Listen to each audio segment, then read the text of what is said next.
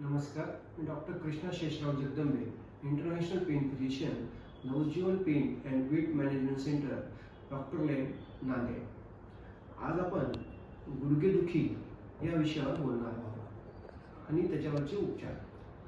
गुडघेदुखीमध्ये काय होतं की हे गुडघ्याचं मॉडेल आहे. यामध्ये हे मांडीचा हाड आणि फेंडीचा हाड आहे. या दोघांच्या मधात गादी असते.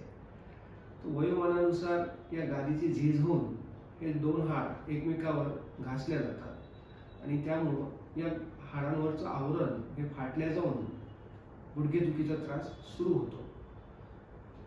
स्त्रियांमध्ये 45 वर्षाच्या नंतर मासिक पाळी बंद झाल्यानंतर हाडातील कॅल्शियमचं प्रमाण कमी होतं आणि हाडं ठिसूळ व्हायला लागतात आणि हाडं ठिसूळ झाल्यामुळे शरीराचं वजन हे सांधे पेलू नाही शकत. त्यामुळे पण गुडघेदुखीचा त्रास सुरू होतो. काही लोकांमध्ये शरीराच्या वजनामुळे गुडघे अशी वाकडे होऊन ते रुग्ण टिल्टिंग गेटमध्ये चालायला लागतात. अशा रुग्णांना आपण बिना ऑपरेशन हा गुडघेदुखी त्रास कमी करण्यासाठी मदत करतो. तर यामध्ये बऱ्याच प्रकारची मेडिसिन्स आहेत आणि काही इंजेक्शन थेरपी पण आहेत. जर मेडिसिन आणि व्यायामाने जर हा त्रास कमी होत नसेल तर आपण आपल्या सेंटरमध्ये गुडघ्यामध्ये ओझोन इंजेक्शन देतो. ओझोन इंजेक्शनमुळं गुडघ्यातील आतली सूज कमी होऊन गुडघेदुखीचा त्रास कमी होण्यासाठी मदत होते.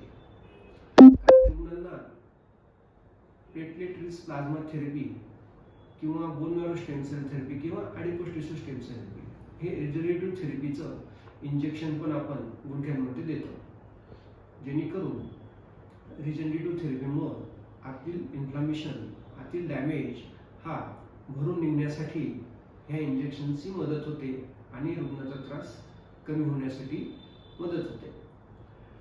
काही लोकांना जर 3rd किंवा 4th स्टेजमध्ये गेल्यानंतर ऑस्टिओआर्थरायटिसमध्ये ऑपरेशनचा सल्ला देण्यात येतो.